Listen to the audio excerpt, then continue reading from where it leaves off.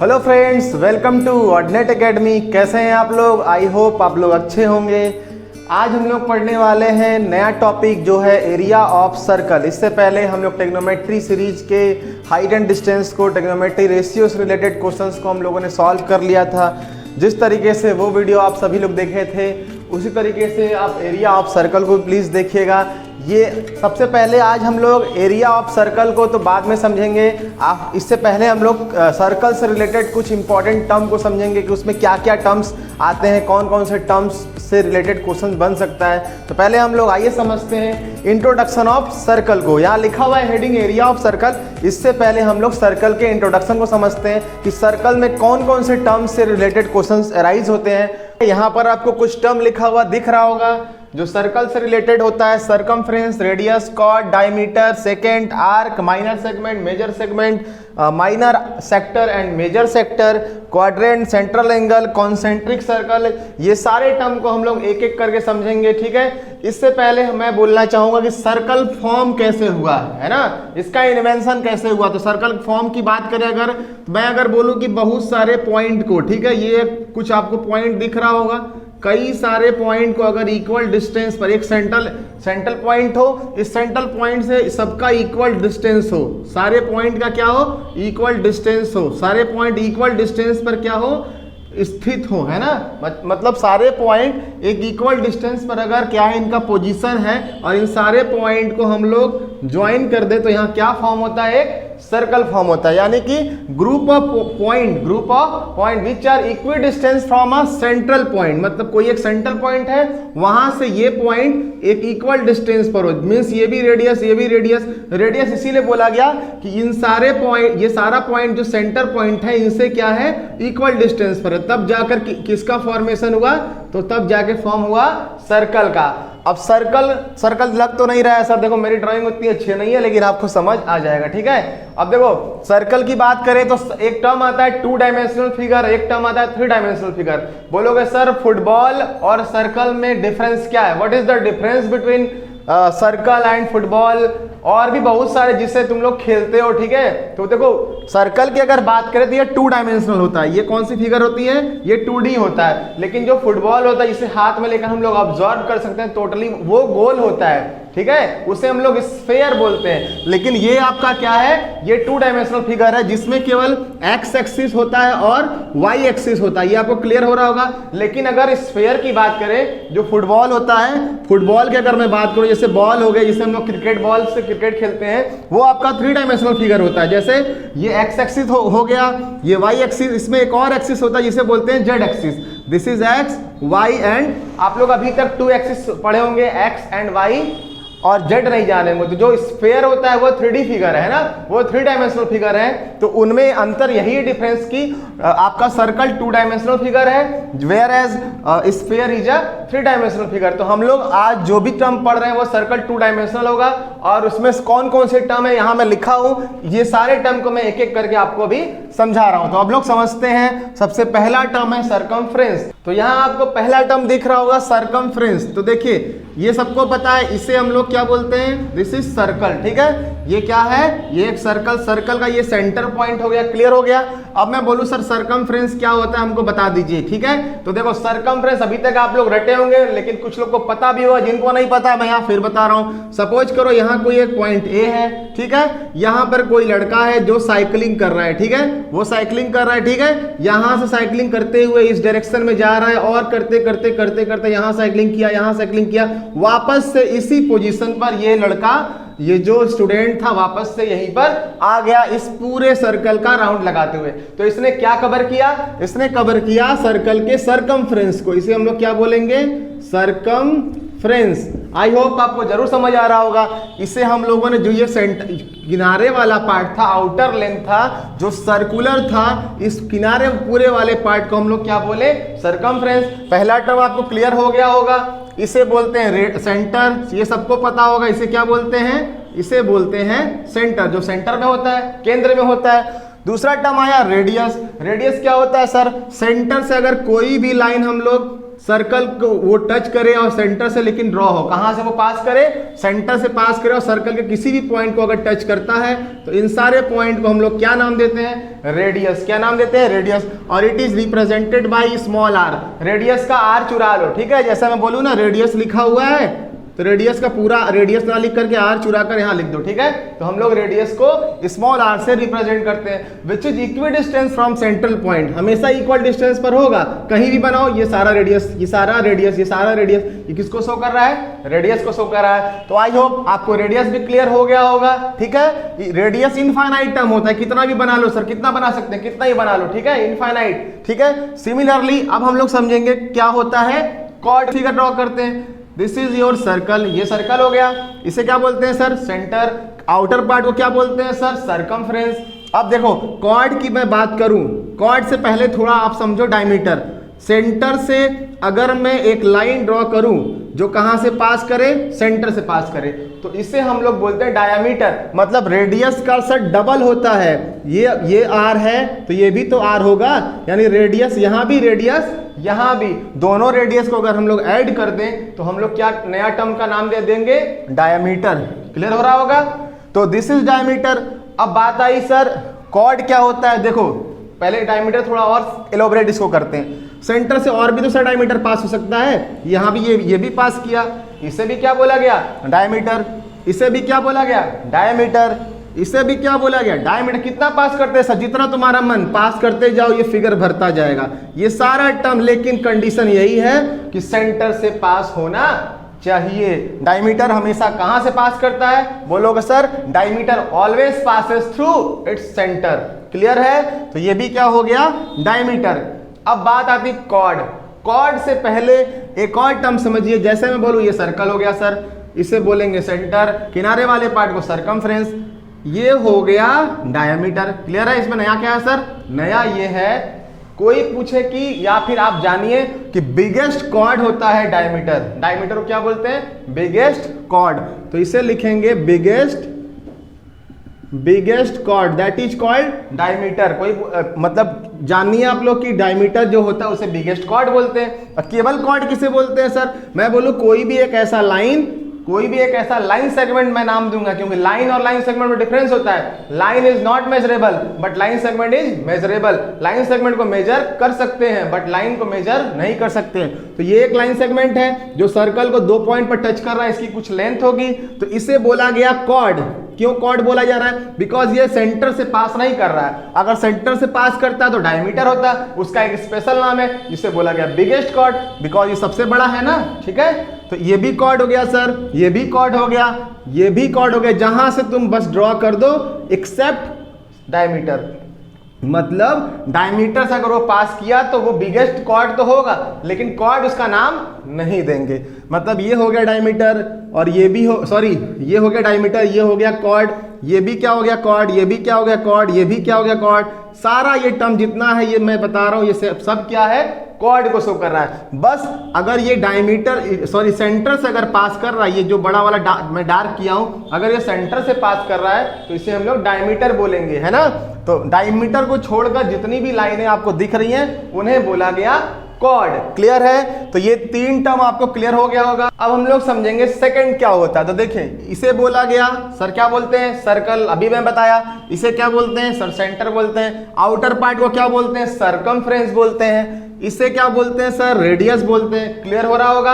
अब सर ये टर्म नया सेकंड किसे बोलते हैं, मैं बोलूं कि एक लाइन, नाम में बोला लाइन, लाइन पर ध्यान देना, ठीक है। लाइन सेगमेंट नहीं बोला जा रहा, लाइन।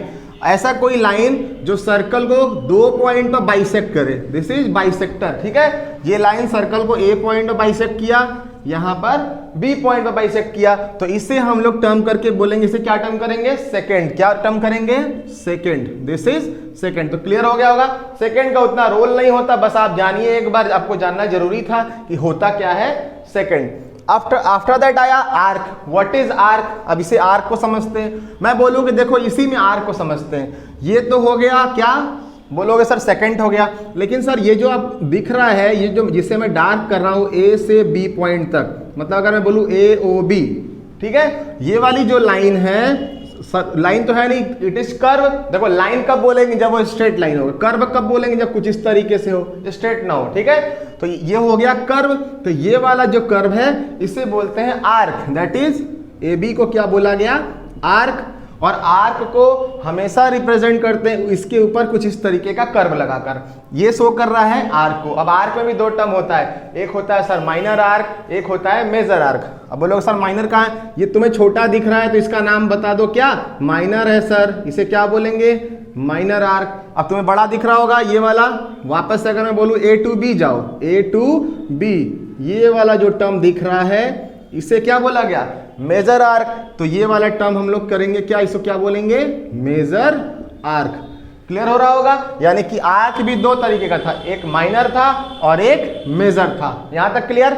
अच्छा आगे क्या समझते हैं, आगे आया माइनर सेगमेंट और मेजर सेगमेंट। तो इसे मैं इरेज कर रहा हूं फिर बता रहा हूं, या फिर यहीं समझते हैं, ठीक है। तो देखो इसे इरेज करते हैं, यहां मैं लिख दे रहा हूं आर्क इज रिप्रेजेंटेड बाई, जैसे लिखा है ना ए से बी, ए ओ बी भी लिख सकते हैं, लेकिन ए टू बी, चलो ए ओ बी ही लिख देते, तुम्हें समझने में आसानी होगा आप लोग को। This is arc and represented by curve. इसके ऊपर हम लोग छोटा सा कर्व लगाते हैं, ठीक है। अब देखिए बात आई सेगमेंट की, इसे क्या बोलते हैं सर, सर्कल। इसे क्या बोलते हैं, सेंटर।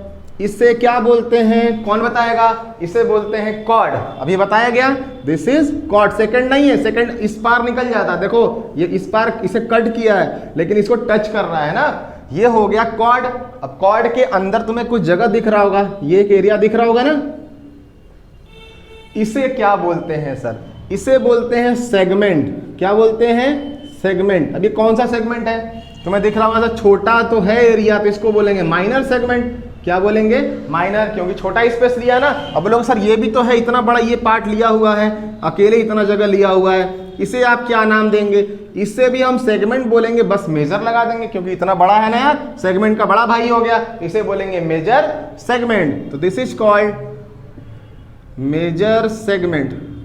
आई होप आपको क्लियर हो रहा होगा, हो रहा है क्लियर, ठीक है। तो ये हो गया माइनर सेगमेंट और ये हो गया मेजर सेगमेंट। अब हम लोग क्या पढ़ने वाले हैं सर, सेक्टर। सेक्टर और सेगमेंट, देखो ये एक टर्म याद रखना, सेगमेंट का फॉर्मेशन हमेशा कॉर्ड से होता है। कॉर्ड का छोटा वाला पार्ट एरिया जो है इसे बोला गया माइनर सेगमेंट, और ये जो बड़ा वाला एरिया दिख रहा है आपको इसे बोला गया मेजर सेगमेंट। क्लियर है। अब हम लोग इसको इरेज करते हैं। अब हम लोग समझते हैं माइनर सेक्टर और मेजर सेक्टर क्या होता है। देखिए दिस इज कॉल्ड सर्कल, आपने बताया sir this is called centre. Clear है। अभी आपने ये भी बताया सर इसे बोलते हैं रेडियस। क्या बोलते हैं, रेडियस। समझ आ रहा है सबको, इसे रेडियस ही बोलेंगे ना। अच्छा इधर भी एक ड्रॉ कर दो सर, ये भी क्या हो गया, रेडियस। दोनों बोथ आर रेडियस। अब इसके अंदर आपको कुछ जगह दिख रहा होगा, ये जो जगह क्रिएट हो रहा है, जो एरिया फॉर्म हो रहा है, इसी का नाम है क्या, सेक्टर। इसी को क्या बोला गया, sector. This is called sector. ठीक है। अब ये कौन सा सेक्टर है सर, तुम्हें दिख रहा होगा, छोटा है ना, इतना जगह देख, यहाँ भी एरिया तुमको दिख रहा होगा, ये भी एरिया एक दिख रहा है कि नहीं दिख रहा है, ठीक है, ये भी एरिया आपको दिख रहा होगा। तो ये जो छोटा वाला पार्ट है इसे बोला गया माइनर सेक्टर।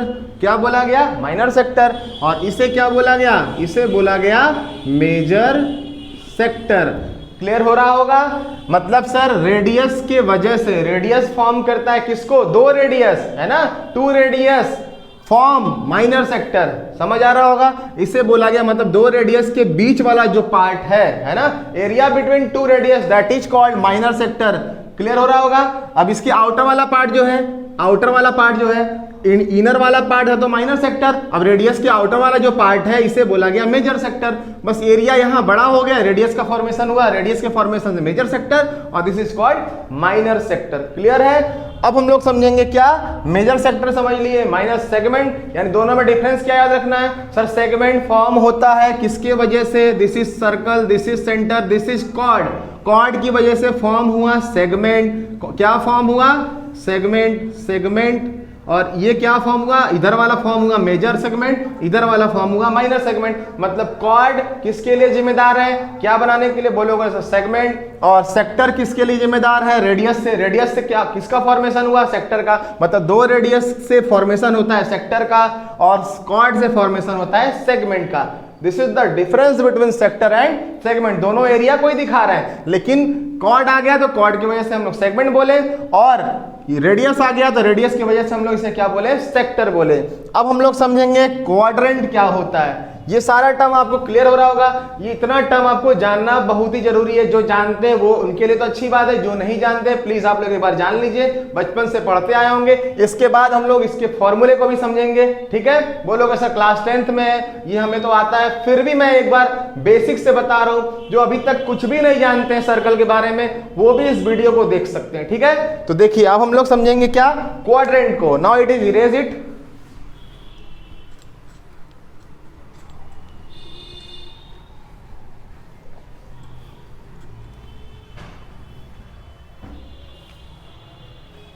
हमें समझना है क्वाड्रेंट क्या होता है। क्वाड्रेंट तो देखिए दिस इज सर्कल, क्लियर है। अब मैं बोलूं कि इसे क्या बोलते हैं सर, इसे बोलते हैं सेंटर।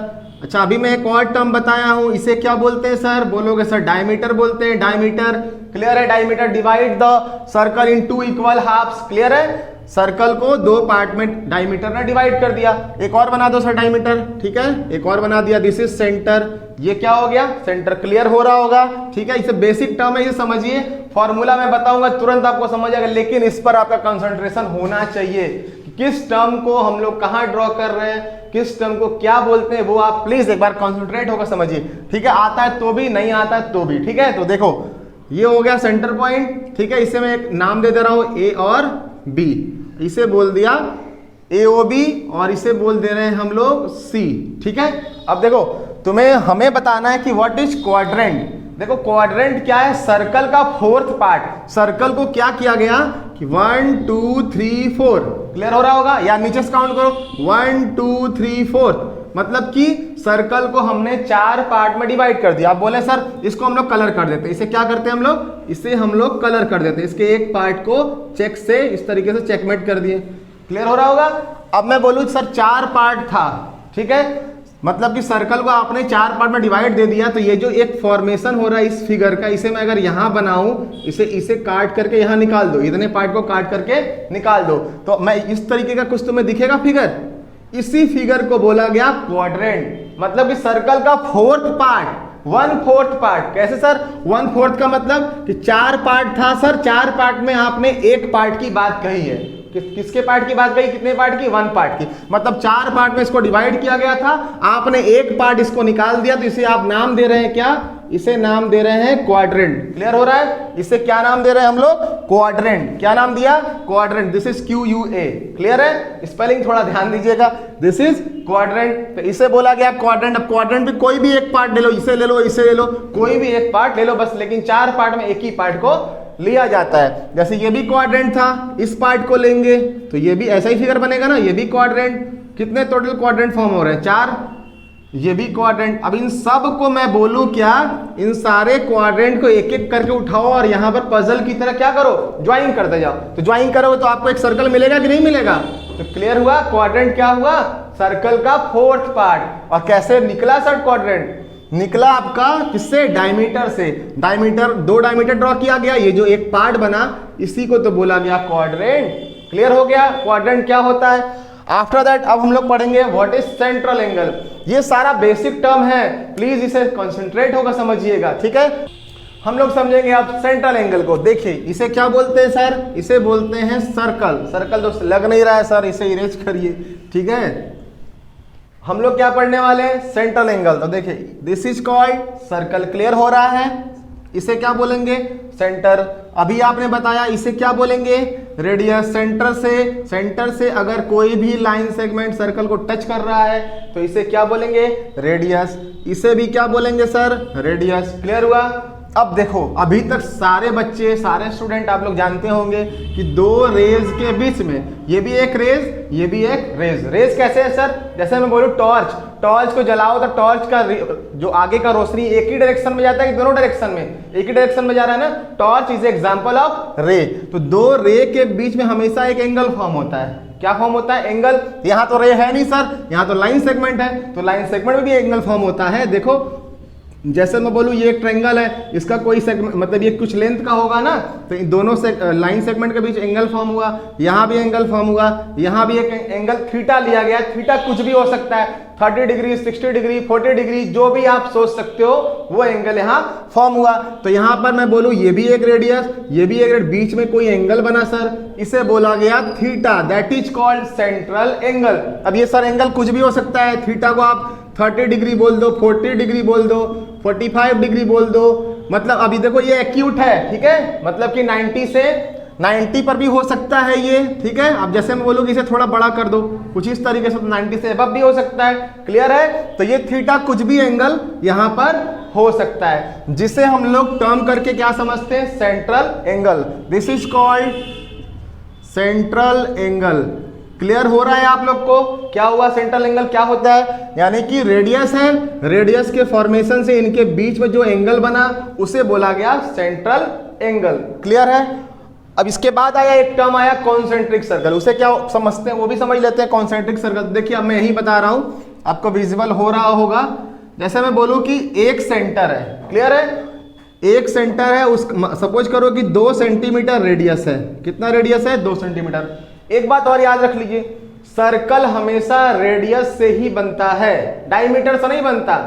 समझ आया कि नहीं। जैसे मैं बोलूं कि ये एक स्केल है, ठीक है, मैं बोलूं कि स्केल है, ये स्केलिंग हो गया, ठीक, जैसे ये स्केलिंग मैं ड्रॉ कर दिया, ये 1 2 3 एंड 4 एंड 5।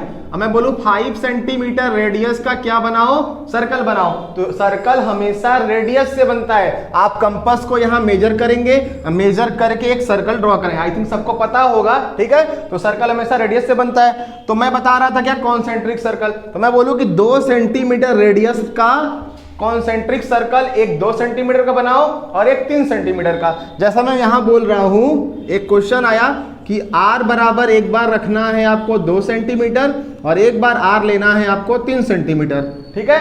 और इससे आप कॉन्सेंट्रिक सर्कल बनाइए, एक बार 3 एक बार 2 का। तो सबसे पहले तो 3 सेंटीमीटर रेडियस ड्रॉ करोगे, यहाँ मेजर करोगे और एक सर्कल बना दिया, ये बन गया सर्कल, ठीक है, सर्कल ही है, ठीक। फिर इसी सेंटर से, सेंटर हटाना नहीं है, इसी सेंटर से 2 सेंटीमीटर रेडियस लेकर एक और सर्कल ड्रॉ कर दो।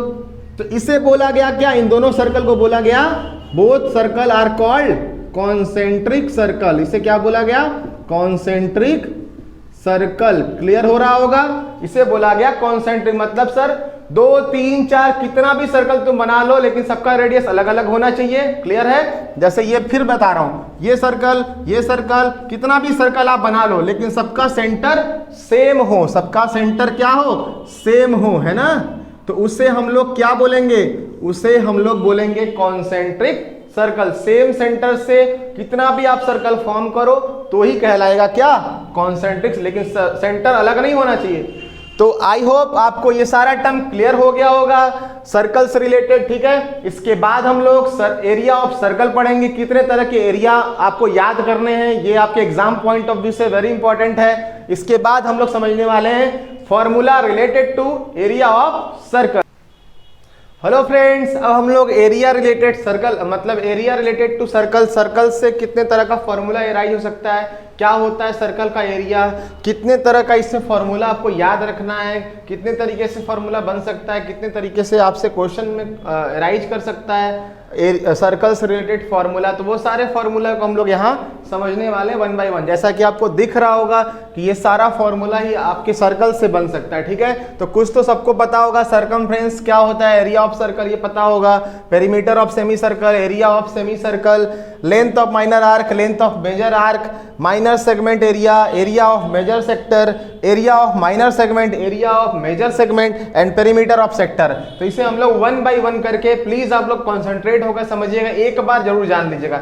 एक बार अगर इस फॉर्मूले को आप लोग समझ लिए तो आपको याद करने की जरूरत नहीं होगी, मैं गारंटी दे रहा हूं। लेकिन प्लीज एक बार कॉन्सेंट्रेट होकर आपको जरूर समझना है, ठीक है। तो मैं यही याद करा दूंगा, लेकिन एक बार कॉन्सेंट्रेट होकर आप लोग जरूर देखिए। तो सबसे पहला टर्म क्या है, सरकमफ्रेंस। तो देखो मैं बता रहा हूं, फिगर से समझा रहा हूं, ये हो गया सर्कल, क्लियर है। सरकमफ्रेंस का फार्मूला सब इसे बोलते हैं सेंटर। मैं बताया सरकमफ्रेंस क्या होगा, बोलोगे सर ये आउटर लेंथ, ये पूरा क्या हो गया, आउटर लेंथ, इसी को बोलेंगे सरकमफ्रेंस।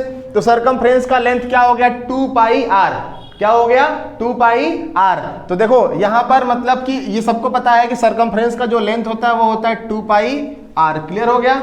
अब देखो जैसा मैं बोलूं कि पाई की बात करें कि 2 पाई की वैल्यू सबको पता होता है 22/7। क्लियर है। अब ये जो c बराबर होता है 2 पाई r, c को बोलते हैं हम लोग सरकमफ्रेंस, तो c को बोलते हैं सरकमफ्रेंस। अगर मैं बोलूं कि पाई की वैल्यू यहां निकालो, मतलब पाई की वैल्यू हम लोग अगर रखें तो पाई की वैल्यू क्या होती है 22/7 इंटू में r।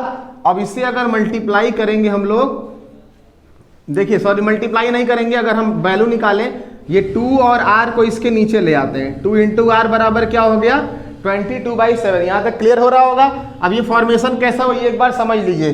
तो देखो c बराबर होता है 2 पाई r। क्लियर है। अब c 2 और r को हम लोग इसके c के डिनोमिनेटर में ला दिए, सबको पता है इंटू में तो डिनोमिनेटर में आएगा, और पाई की वैल्यू क्या होती है 22/7 होती है। मतलब 2r को और क्या लिख सकते हैं सर, सबको पता है, देखो डायमीटर बराबर होता है 2 इंटू में रेडियस।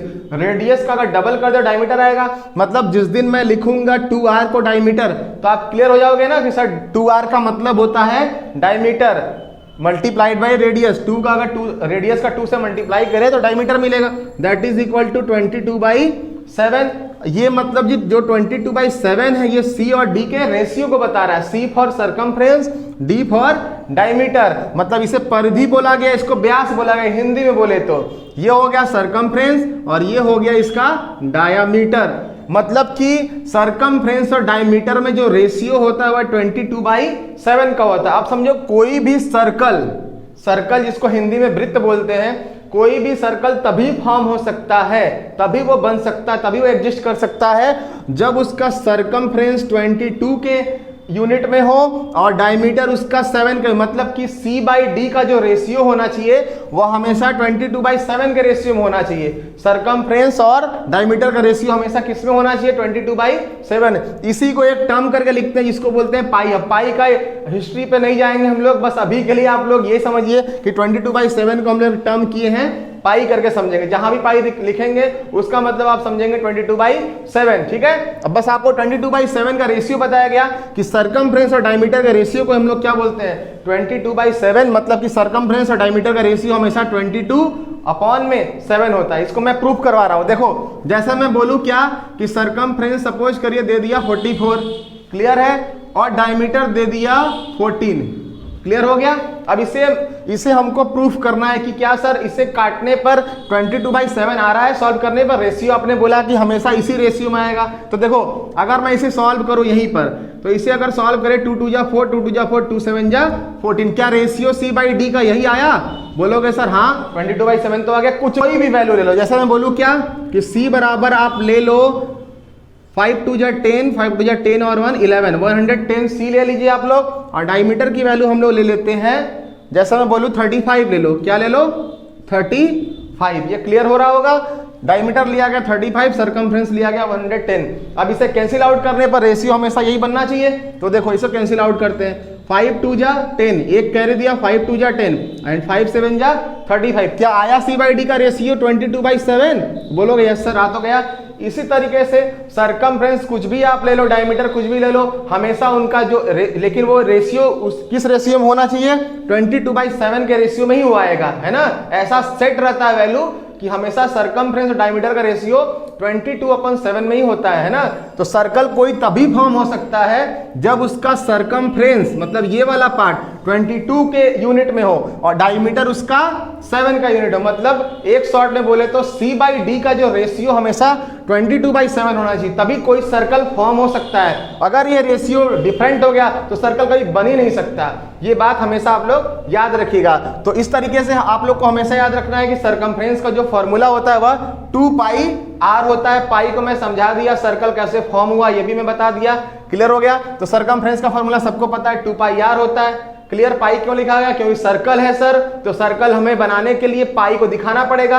पाई नहीं लिखेंगे तो वो सर्कल बनेगा नहीं। 2r क्यों लिखा गया? क्योंकि दोनों के बीच का रेडियस ये भी रेडियस को फॉर्म कर रहा, तो ये भी रेडियस, तो ये डिस्टेंस आर आर मिलकर बन गया 2r। और पाई क्यों लिखे सर? क्योंकि ये सर्कल बन रहा था, बिना पाई के सर्कल तो बन नहीं सकता, क्योंकि पाई हमेशा c/d के रेशियो को बताता है, तो c/d का रेशियो रहेगा 22/7, तभी सर्कल फॉर्म होगा।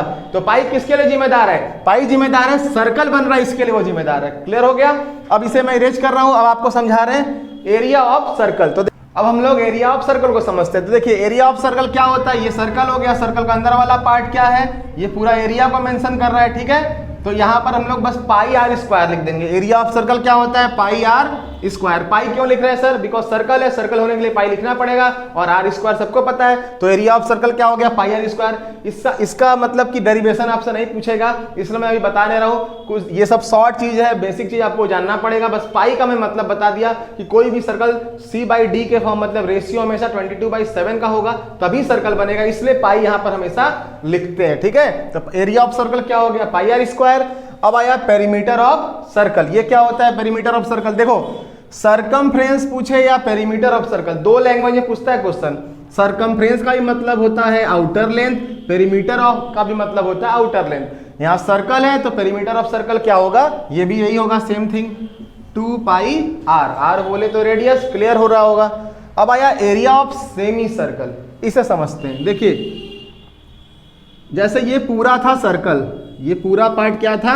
ये था सर्कल। मैं बोलूं कि यहां से और यहां से इसको ब्लॉक कर दो, हटा दो यहां से, तो इस पार्ट को केवल क्या बोला गया?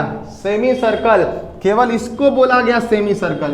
क्लियर हो रहा होगा ना? मैं बोलूं कि पूरे का मतलब सरकमफ्रेंस का, इस पूरे का पेरीमीटर होता है 2πr, जब ये पूरा लेंथ था। अब बोलेंगे सर हम बीच में से इसको काट दिए, ये तुम्हारा जो था इसको मैं हटा दे रहा हूं, ये डॉटेड से दिखा रहे हैं, ये सर्कल था, ठीक है। अब बीच में से इतना पार्ट हम लोग क्या किए? काट करके इस तरीके से निकाल दिए। तो केवल इतना पार्ट मतलब AOB, ये पार्ट शो कर रहा है किसको? ये पार्ट शो कर रहा है सेमी सर्कल को।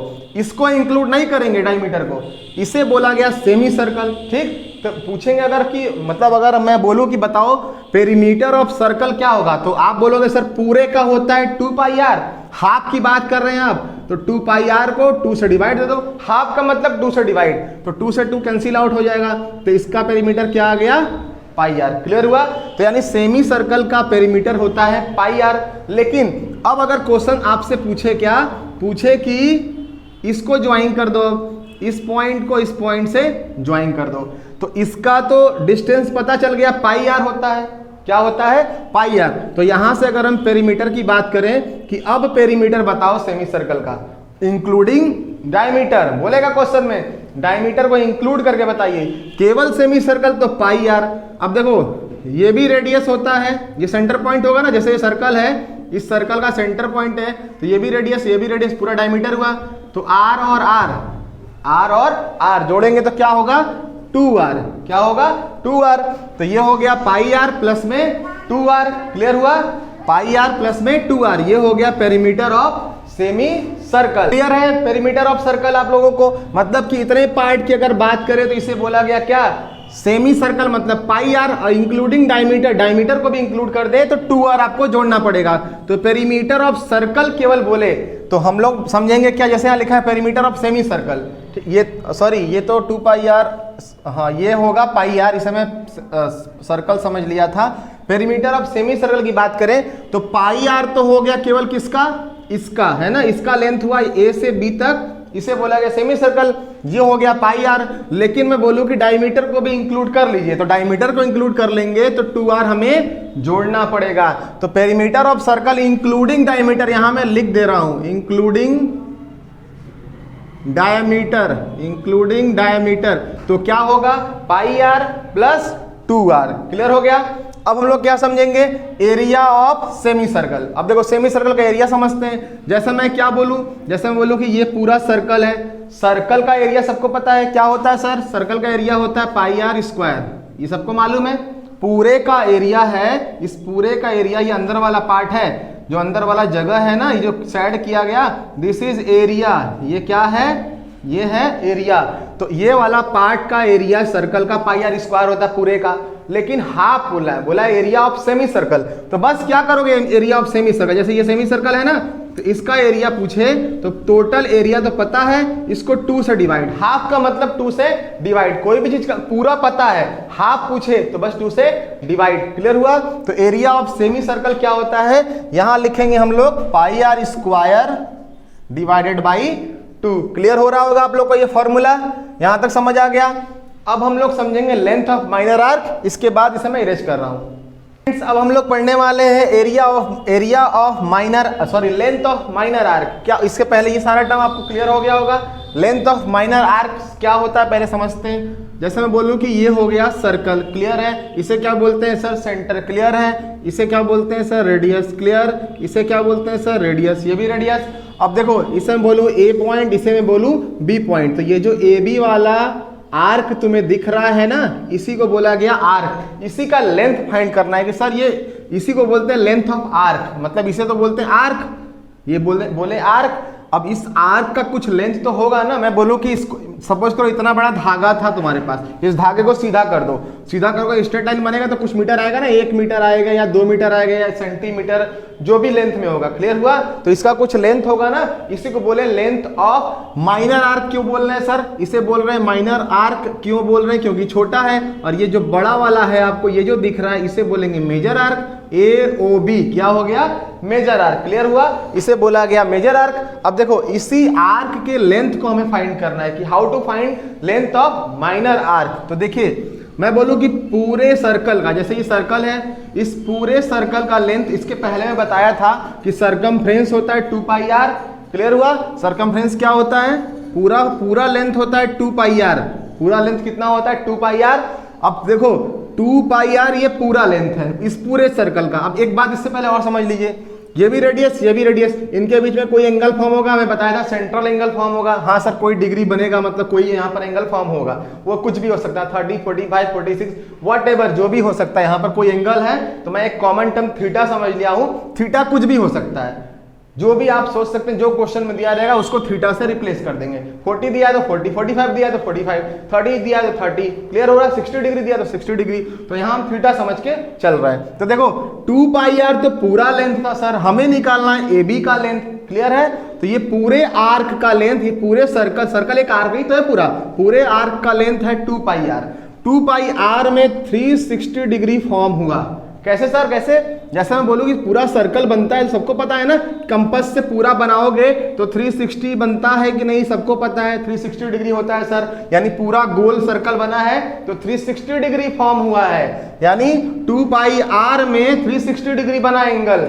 2 पाई आर लेंथ जब चले तो 360 डिग्री एंगल बना। अब मैं बोलूं तुम हमको बता दो कि बेटा 1 डिग्री में कितना लेंथ होगा, तो यहां से मैं अगर बोलूं कि 1 डिग्री में, यूनिटरी मेथड सबको पता है ना, जैसे मैं बोलूं क्या कि 5 किलो आम का रेट है तुम्हारा 100 रुपया, तो 1 किलो आम को बताओ तो 100 को 5 से डिवाइड दोगे, उसी तरीके से 1 डिग्री की वैल्यू निकाल लो तो हम लोग इसका लेंथ भी फाइंड कर लेंगे। तो 2 pi R equal to 360 degree, तो 1 डिग्री इक्वल टू कितना होगा, बोलोगे ना sir, 1 degree equal to 2 pi R और 360 इसके डिनोमिनेटर में आएगा। क्लियर हो रहा है? 1 डिग्री मतलब कि ये कोई डिग्री है, डिग्री मतलब 30 डिग्री पूछेगा इससे मल्टीप्लाई, 40 डिग्री पूछेगा इससे मल्टीप्लाई। अब यहां से थीटा डिग्री है, थीटा भी तो डिग्री है ना, मतलब कि ये कोई एंगल है ना। क्लियर हो रहा है? तो इसे मैं 1 को रिप्लेस कर रहा हूं थीटा में, मतलब कि सर 1 डिग्री में इतना लेंथ कवर किया, तो थीटा डिग्री में मतलब थीटा एंगल में कितना लेंथ कवर करेगा, बोलोगे ना सर, 2 पाई आर अपॉन में 360, मतलब कि इस आर्क का जो लेंथ हुआ वो लेंथ कितना होगा, 2 पाई आर अपॉन में 360। अब ये यहां पर हम लोग लिख देंगे क्या, देखिए यहां पर लिखने वाले हैं, जैसे 1 डिग्री बराबर इतना हो गया। अब यहां जो भी एंगल दिया रहेगा, जो भी एंगल दिया रहे, तो 1 डिग्री में इतना कवर किया, तो थीटा डिग्री में जितना भी डिग्री पूछेगा, 1 डिग्री बराबर इतना है, मैं थीटा लिख दिया था, थीटा यहां लिखना है, थीटा यहां पर लिखना है, 2 पाई आर थीटा अपॉन में 360। जैसे इस पर एक क्वेश्चन बताते हैं, जैसे मैं बोलूं क्या कि ये एक सर्कल दिया हुआ है, ये सर्कल में ये हो गया सेक्टर, ये सेक्टर है ना, और ये एंगल हो गया सपोज करिए 60 डिग्री, कितना दिया 60 डिग्री। अब बोला कि इसका लेंथ बताओ क्या होगा, ए बी, ये भी एक आर्क है, तो ए बी आर्क का जो लेंथ का फॉर्मूला बताया गया, क्या बताया गया, 2 पाई आर थीटा अपॉन में 360 डिग्री। तो थीटा की वैल्यू दिया है ना यहाँ पर, थीटा की वैल्यू कितना दिया है 60 डिग्री अपॉन में इससे इससे कैंसिल आउट कर देते हैं, तो 6 1 जा 6, 6 6 जा 36, और देखो 2 1 जा 2, 2 3 जा 6, तो क्या आया पाई आर अपॉन में यहाँ आया 3, ये पूरा कट गया था, तो समझ आ रहा होगा। तो ये लेंथ कितना आया पाई आर अपॉन में 3 आया, मतलब ये थीटा एंगल जो भी दिया रहेगा वो यहाँ पर हम लोग रखेंगे। तो ये जो आया ये लेंथ ऑफ आर्क आया। क्लियर हो रहा होगा आप लोग को कि सर पूरा डिग्री में 360 डिग्री में 2 पाई आर, तो 1 डिग्री में इतना लेंथ, तो थीटा डिग्री में थीटा का मल्टीप्लाई कर देंगे। क्लियर हुआ। तो इस फॉर्मूले से हम लोग, this is the formula finding length of arc. तो मैं यहां लिख दे रहा हूं लेंथ ऑफ माइनर आर्क है, मेजर नहीं, तो माइनर आर्क का फॉर्मूला क्या हुआ यहां लिखा जा रहा है 2 पाई आर थीटा अपॉन में 360, वेयर थीटा इज एंगल, जो एंगल क्वेश्चन में दिया रहेगा वो उससे हम लोग रिप्लेस, यहाँ 60 दिया था 60 रखेंगे, 45 तो 45, जो भी दिया रहेगा वहां पर उसको इससे रिप्लेस कर देंगे। तो ये इसका फॉर्मूला हो गया। अब देखो, अब हमें फाइंड करना है मेजर आर्क। बोलोगे ना सर इसका भी लेंथ तो बताइए, इसका लेंथ क्या होगा, ये तो आपने बता दिया, तो इसको मैं इरेज कर रहा हूं। अब इसे याद रखना, देखो हमें फाइंड करना है किसका लेंथ, हमें फाइंड करना है मेजर आर्क का लेंथ। तो लिखेंगे therefore length of major arc, length of major arc. ठीक है, ये देखिए ये पूरा मेजर आर्क है, इसका लेंथ हमने फाइंड कर लिया। क्लियर है। अब देखो तुमसे मैं पूछूं सर हमको इस पूरे का लेंथ मालूम है, इस पूरे के लेंथ में से अगर किसी तरीके से इसको काट कर निकाल दो तो इसका लेंथ पता चल जाएगा कि नहीं। तो काट कर निकालने का मतलब माइनस कर दो, मैथ की भाषा में बोलते हैं। तो पूरा लेंथ क्या था, बोलोगे सर पूरा तो हम जानते हैं 2 पाई आर होता है कि नहीं। अब उसमें से क्या करिए, ये वाला जो लेंथ आप फाइंड किए थे ना, इसको काट कर निकाल दीजिए, मतलब माइनस कर दो। माइनस क्या, ये जो फाइंड किए थे माइनर आर का length 2 pi R theta upon में 360। क्लियर हुआ, मतलब इस लेंथ को आप यहां से हटा दो, तो यही हुआ ना। तो इस तरीके से हम लोग मेजर आर का लेंथ फाइंड करेंगे। थोड़ा देखो इसको और सिंप्लीफाई कर देते हैं। 2 पाई आर ऊपर से कॉमन कैसे सर, यहाँ भी यहाँ क्या बचा, यहाँ तो बाहर निकाल दिया, यहाँ 1, यहाँ क्या आया सर थीटा अपॉन में 360। क्लियर हो गया। तो इसको और एलोबरेट अगर करेंगे तो 2 पाई आर 360 का 1 से मल्टीप्लाई करेंगे, क्या आने वाला है 360 माइनस थीटा और होल अपॉन में 360। क्लियर हो गया। तो this is the formula for finding major length of major arc. Clear हो गया होगा, रटना नहीं है, समझ के करना है। कॉन्सेप्ट समझिए, तुरंत आपको आएगा, कभी फॉर्मूला भूलोगे आप नहीं। ठीक है, तो टोटल डिस्टेंस पता था 2 पाई आर में से ये वाला माइनर आर्क का लेंथ माइनस कर दिए, मतलब हटा दिए यहां से। तो ये लेंथ किसका आ गया, ये लेंथ आ गया लेंथ ऑफ मेजर आर्क। तो यहां मैं लिख दे रहा हूं 2 पाई आर ब्रैकेट में 360 माइनस थीटा अपॉन में 360 डिग्री। क्लियर हो गया। अब मैं इसे इरेज कर रहा हूं। फ्रेंड्स अब हम लोग area of minor sector, area of major sector find करना सीखते हैं। इससे पहले आपको लेंथ ऑफ माइनर आर्क और लेंथ ऑफ मेजर आर्क समझा दिया गया था, आई होप आपको समझ आया होगा। अब इसी तरीके से हम लोग समझेंगे area of minor sector, after that major sector. अब देखो सबसे पहले तो सर सेक्टर कैसे फॉर्म होगा, मैं बताया हूं इंट्रोडक्शन में ही अभी कि सबसे पहले रेडियस ये हो गया, ये भी रेडियस हो गया। रेडियस के वजह से किसका फॉर्मेशन होता है, सब लोग बताएगा सर सेक्टर का फॉर्मेशन होता है, दिस इज सेक्टर। अब ये छोटा वाला पार्ट है इसको माइनर सेक्टर, और ये बड़ा वाला जो पार्ट है इसको बोला गया मेजर सेक्टर। माइनर मतलब छोटा, मेजर मतलब बड़ा। अब इसका एरिया हमें फाइंड करना है। अभी मैं बताया कि सबको पता है कि सर सर्कल कैसे फॉर्म होता है। बोलोगे सर 360 डिग्री एंगल पर क्या बनता है सर्कल, कंपास लेकर पूरा गोल घुमाते हो ना, तो कितना डिग्री फॉर्म होता है 360 डिग्री। और सर्कल का एरिया भी सबको पता है पाई आर स्क्वायर, मैं यहां लिखा हूं। क्लियर है। तो देखो पाई आर स्क्वायर में ये पूरा सर्कल का एरिया, ये जो अंदर वाला पार्ट है, ये पूरा सर्कल का एरिया में कितने डिग्री होता है, बोलोगे सर 360 डिग्री होता है। कितना होता है 360 डिग्री में पाई आर स्क्वायर होता है सर। तो 1 डिग्री में आप बता दीजिए, यूनिटरी मेथड इसमें भी लगा दो। तो बोलोगे ना sir 360 degree equal to pi are square, तो 1 degree equal to pi are square upon में 360। क्लियर हुआ। अब तो सर कितना भी एंगल दिया रहा है, जैसे यहाँ पर एक सेंट्रल एंगल भी तो फॉर्म होगा, थीटा होगा ना, तो यहाँ बस थीटा लगा दो। तो थीटा डिग्री में कितना बनेगा सर, थीटा का मल्टीप्लाई कर लीजिए, पाई आर स्क्वायर थीटा अपॉन में 360 डिग्री।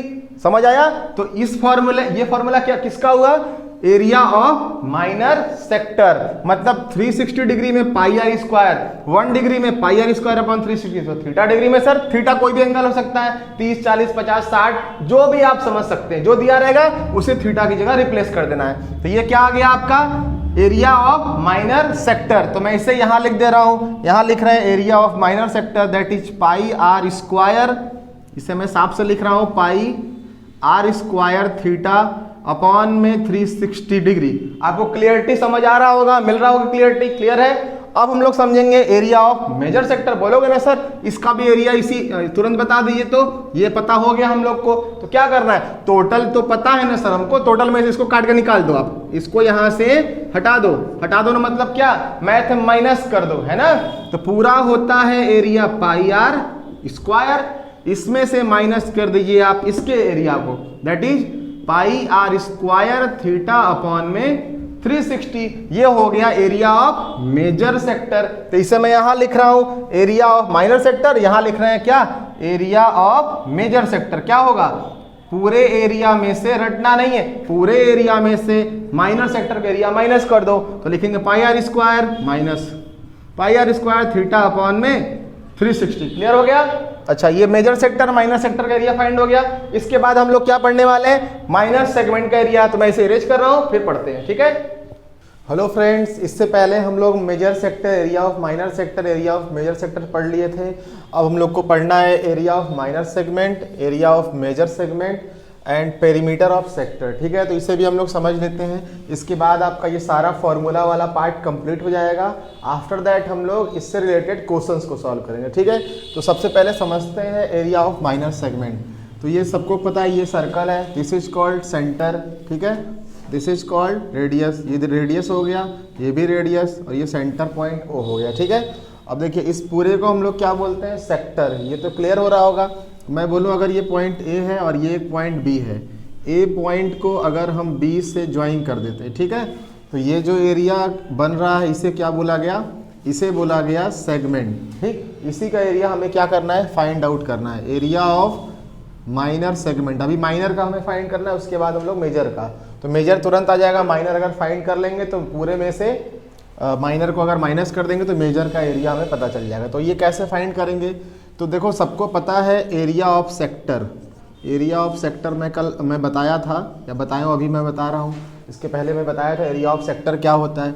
तो देखिए एरिया ऑफ सेक्टर की कल मैं जैसे मैं बता रहा हूँ कि ये एक सर्कल है, ठीक है, ये सेंटर, ये हो गया रेडियस, ये भी क्या हो गया रेडियस, क्लियर। यहाँ बन रहा था कोई एंगल थीटा, तो इसका बताया गया था फॉर्मूला क्या कि 2 pi are square theta upon में 360। ये क्या था, एरिया ऑफ सेक्टर था। तो इस पूरे का एरिया तो पता है हमको, area of sector that is pi are square theta upon में क्या होगा, अपॉन में होगा 360। मतलब इस पूरे पार्ट, केवल इतने पार्ट का एरिया हमको पता है। अगर इसमें से इस ट्रायंगल के एरिया को किसी तरीके से माइनस हम कर दें तो मतलब कि ये वाला एरिया हमें फाइंड आउट हो जाएगा। तो सबसे पहले ट्रायंगल के एरिया को हम लोग फाइंड करते हैं। तो इस ट्रायंगल के एरिया को हम लोग यहाँ समझते हैं, जैसा आपको दिख रहा होगा, ठीक है, ये विजुअल हो रहा होगा, विजुअल है, विजुअल हो रहा होगा आपको, ओ ए बी, ठीक। इसके एरिया को हमें फाइंड करना है। तो अगर नीचे नहीं दिख रहा है तो हम यहाँ बनाते हैं, यहाँ बना रहे हैं, ठीक है, area of triangle. Area of triangle को फाइंड करते हैं, this is area of triangle, मतलब ये है ओ ए बी। तो एरिया ऑफ ट्रायंगल होता क्या है, 1/2 बेस इंटू में हाइट, क्लियर है। अब हमें सब ये देखिए, ये है रेडियस, ठीक है, और ये ए बी वाला पार्ट हो गया कॉर्ड। अगर मैं बोलूँ कि इस ए पॉइंट से इस पर परपेंडिकुलर ड्रॉ करिए तो ये 90 डिग्री होगा, तो ये बेस का काम करेगा। अभी कैसे पता चला कि ये परपेंडिकुलर ही है, जैसे मैं बोलूँ कि ये कोई एक पॉइंट है, इस पॉइंट से बहुत सारी लाइन जा सकती है, बोलोगे यस सर, ये भी लाइन जा सकती है, ये भी लाइन जा सकती है। तो मिनिमम जो डिस्टेंस होता है वो होता है क्या, परपेंडिकुलर, दिस इज परपेंडिकुलर, ये मिनिमम डिस्टेंस है। तो यही मिनिमम डिस्टेंस यहाँ पर ड्रॉ किया गया, जो क्या है, परपेंडिकुलर को शो कर रहा है, दिस इज हाइट, ठीक है। अब एरिया ऑफ ट्रायंगल की अगर हम बात करें, इसे मैं इरेज कर रहा हूँ, अगर हम अब एरिया ऑफ ट्रायंगल की बात करें तो एरिया ऑफ ट्रायंगल क्या होता है, 1/2 बेस इंटू हाइट। अब ये रेडियस को शो कर रहा है, तो ये पूरा पार्ट भी क्या होगा, रेडियस। तो एरिया इक्वल टू 1/2 बेस में क्या आ गया, आर, और हाइट को तो हाइट ही रहने दिए, ठीक है। अब यहाँ से हाइट के भी वैल्यू को फाइंड करते हैं।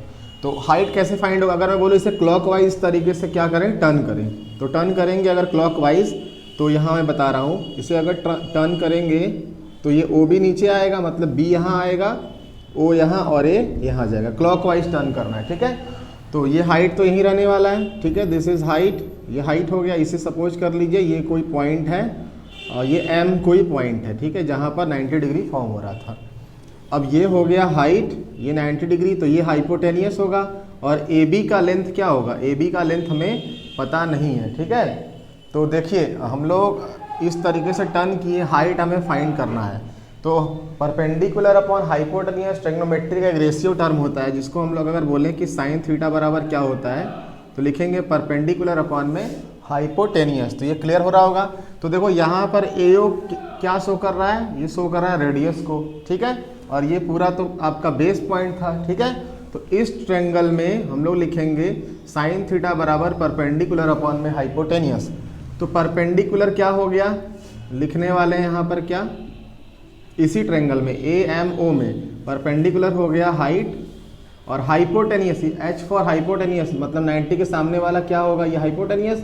तो हाइपोटेनियस को क्या लिखेंगे, आर, ठीक। अब यहाँ से अगर हम एच की वैल्यू फाइंड करें तो H equal to R sine theta होगा कि नहीं, ये आप लोगों को क्लियर हुआ, ठीक है। अब क्या एच को हम रिप्लेस कर दे आर साइन थीटा से, बोलोगे कर दीजिए सर। तो यहाँ क्या लिखने वाले हैं, 1/2 इंटू में आर, और हाइट की जगह क्या लिखने वाले हैं, आर साइन थीटा। क्लियर हो गया। अब यहाँ से ए बराबर क्या आया, 1/2 आर का मल्टीप्लाई आर से करेंगे, आर स्क्वायर इंटू में साइन थीटा, मतलब एरिया ऑफ ट्रायंगल फाइंड हुआ हमारा 1/2 R square sine theta, where R is radius, ठीक है। अब यहीं पर करने वाले हैं, तो ये तो एरिया ऑफ सेक्टर था, हमें फाइंड करना है एरिया ऑफ माइनर सेगमेंट। तो therefore area of minor segment, ठीक है, क्लियर हो रहा होगा। तो एरिया ऑफ माइनर सेगमेंट कैसे फाइंड करेंगे, पूरे एरिया में से, मतलब पूरा सेक्टर का एरिया क्या आया था, बोलोगे sir pi are square theta upon में 360 आया था। इस पूरे एरिया में से अगर मैं बोलूँ कि इस ट्रायंगल के एरिया को यहाँ से, इस ये वाला ट्रायंगल का एरिया यहाँ से हटा दो, मतलब लिखो पहले फिर इसको हटा दो तो ये आ जाएगा। तो यहाँ लिखने वाले हैं क्या, 1/2 R square sine theta. Clear हुआ। तो ये जो फॉर्मूला बना, ये किसका फॉर्मूला बना, एरिया ऑफ माइनर सेगमेंट, मतलब इस पूरे सेक्टर के एरिया में से इस वाले पार्ट के, ट्रायंगल वाले पार्ट के एरिया को हमने क्या किया, माइनस कर दिया, और ये जो एरिया, ये ट्रायंगल का एरिया आया। तो आई होप आपको क्लियर हो रहा होगा कि किस तरीके से इसे फाइंड किया गया, ठीक है। तो ये हुआ एरिया ऑफ माइनर सेगमेंट। अब मेजर सेगमेंट कैसे, ये तो आसान है, तुरंत हो जाएगा। माइनर पता चल गया तो मतलब कि अगर हम बोले कि पूरे में से, पूरे एरिया में से अगर माइनर को हम लोग माइनस कर देते तो मेजर आ जाएगा। तो पूरा एरिया सबको पता है, जैसा मैं यहाँ लिख रहा हूँ, और देयरफॉर इसको इरेज करते हैं। हाँ, तो देखिए एरिया ऑफ मेजर सेगमेंट क्या होगा, लिखने वाले यहाँ पे area of major segment equal to total area. जैसे बोलो कि ये एक सर्कल है, सर्कल का टोटल एरिया क्या होता है, पाई आर स्क्वायर, ठीक है, पाई आर स्क्वायर होता है। अब मैं इस फिगर को इस तरीके से बना, इसे मैं नहीं बनाने वाला हूँ, सेक्टर नहीं बनने वाला, अब यह कॉर्ड बनने वाला, ठीक है। इस कॉर्ड का एरिया, ये जो कॉर्ड वाला एरिया था, मतलब माइनर सेगमेंट वाला जो एरिया था, उसे हम लोग फाइंड कर लिए। ये हो गया क्या, ये है area of minor segment, that is area of minor, ये सेगमेंट, ये माइनर है, ठीक है। तो ये यही आया ना, pi are square theta upon में 360 minus 1/2 R square sine theta. अब इस एरिया को, पूरे एरिया में, पूरा एरिया क्या होता है, पाई आर स्क्वायर होता है, क्लियर है। तो पाई आर स्क्वायर में से हम लोग क्या करने वाले हैं, पूरे एरिया में से इसको माइनस कर दें, तो ये वाला एरिया आ जाएगा जिसे बोला गया area of minor segment, sorry major segment. ये कौन सा सेगमेंट होगा, मेजर सेगमेंट। तो पूरे एरिया में से यदि हम इसे माइनस कर दें, इसे ब्रैकेट में लिखने वाले हैं, पाई आर स्क्वायर थीटा अपॉन में 360, दिस इज 360, सॉरी 360 है ना, 360। इसमें से ये पूरा हो गया पूरे का सर्कल का एरिया, माइनस ये माइनस, ब्रैकेट में 1/2 R square sine theta. Clear हुआ। तो इस तरीके से हम लोग area of minor segment find किए और area of major segment find किए। अब लास्ट आपका फॉर्मूला है पेरीमीटर ऑफ सेक्टर, तो इसे भी समझ लेते हैं यहीं पर, ठीक है। तो ये मैं इस एरिया ऑफ सेक्टर को, एरिया ऑफ माइनर सेगमेंट आप यहाँ पर लिख लीजिएगा, यहाँ लिखा हुआ है, मैं इरेज कर रहा हूँ। तो हम लोग समझने वाले हैं पेरीमीटर ऑफ सेक्टर। ये हो गया सर्कल, ठीक, इसे बोलेंगे सेंटर, इसे बोलेंगे रेडियस, ये रेडियस, ये रेडियस और ये सेंटर। तो ये वाला जो पार्ट है, ये अंदर वाला पार्ट क्या हुआ, इसे बोला गया सेक्टर। अब ये माइनर सेक्टर ही है, तो हमसे बस पूछा है कि पेरीमीटर ऑफ सेक्टर क्या होता है, ठीक है। तो देखो पेरीमीटर ऑफ सेक्टर, पेरीमीटर का मतलब क्या होता है, मैं बोलूँ कि ये ए पॉइंट, ये बी पॉइंट, सपोज करिए ये वाला कोई पॉइंट है, दिस इज ओ, मतलब कि ए ओ बी ओ, फिर से ए पर आ जाओ, ये ओ तो दिया था ना, इसको कोई और टर्म कर देते हैं, सपोज करते हैं सी। तो हम लोग चलते हैं ए ओ बी सी ए, ठीक है। मतलब यहाँ से चलना, कोई बंदा शुरू किया, साइकिलिंग करना शुरू किया, यहाँ से चलते चलते यहाँ गया, यहाँ गया, यहाँ से वापस से इसी ए पॉइंट पर आ गया। तो ये इसने क्या कवर किया, इसी को बोला गया पेरीमीटर ऑफ सेक्टर। क्लियर है। तो ये डिस्टेंस सबको पता, ये आर होगा सर, ये भी आर होगा, बिकॉज ये both are equal to radius. ये डिस्टेंस को पता है, ये आर और ये आर मिलकर 2r हुआ, ठीक। बस ये डिस्टेंस बता दीजिए। तो ये डिस्टेंस तो मैं पहले ही बताया था ना, सबसे पहले देखो तुम लोग को बताया था आर्क का लेंथ फाइंड करना, याद आ रहा है। आर्क का लेंथ क्या बताया गया था, length of arc, length of arc equal to क्या बताया गया था, 2 पाई आर थीटा अपॉन में 360, याद आया, सबसे पहले फॉर्मूला में बताया गया था। तो लेंथ ऑफ आर्क पता है हमें, मतलब यहाँ से ए से लेकर ए टू बी का लेंथ हमें पता है, और ये भी लेंथ पता हो गया। तो बस क्या करिए सर, इस लेंथ को और इस लेंथ को प्लस करके लिख दीजिए, तो हमें फाइंड हो जाएगा ना पेरीमीटर ऑफ सेक्टर। तो दैट इज वाई लिखेंगे यहाँ पे therefore perimeter of sector equal to, ये पूरा, ये तो लेंथ ऑफ आर्क था, मतलब आर ये आर और आर कितना आर हो गया 2r, ये लेंथ प्लस ये लेंथ प्लस ये लेंथ। इस लेंथ को क्या फाइंड की हम लोग, 2 पाई आर थीटा अपॉन में 360। तो ये क्लियर हुआ आप लोग को। तो इस तरीके से सर्कल से रिलेटेड जितने भी तरह का फॉर्मूला बनता था मैं आपको यहाँ बता दिया हूँ। इस फॉर्मूले को क्लास 6 से लेकर क्लास 10 तक के सारे स्टूडेंट देख सकते हैं। इवन 10th वाले मोस्टली उनके लिए ज़्यादा इंपॉर्टेंट है, तो वो लोग ज़्यादा इस पर कंसंट्रेट होकर समझें। इसके बाद हम लोग एरिया रिलेटेड सर्कल से के क्वेश्चंस को सॉल्व करेंगे। तो प्लीज़ आप लोग इस वीडियो को देखिएगा, और वीडियो अच्छा लगे तो लाइक करिए और चैनल को सब्सक्राइब करिए। Thank you.